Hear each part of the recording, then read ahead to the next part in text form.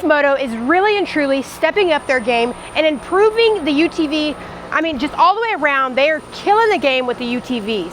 This right here is the CFMOTO. And of course, we always have to stay on top with newly designed products and accessories.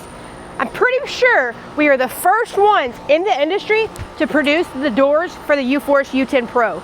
These are probably one of my favorite sets of doors. Very lightweight. They're gonna add much protection at a reasonable cost. They're gonna keep all of the dust, the debris, everything out of your cab, and you're gonna look good.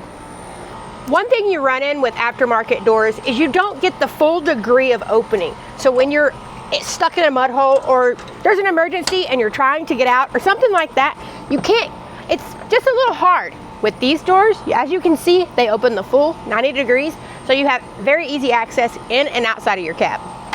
So this is the UForce U10 Pro Crew. You see we make the doors for these. We also produce the doors for the 3-seater as well. Up here you have the customizable accent panel. We like to put our own little touch to all of our accessories, but you can make your machine your own. So say for instance you have the maroon, burgundy, red color, you can have this accent panel customized to match your machine.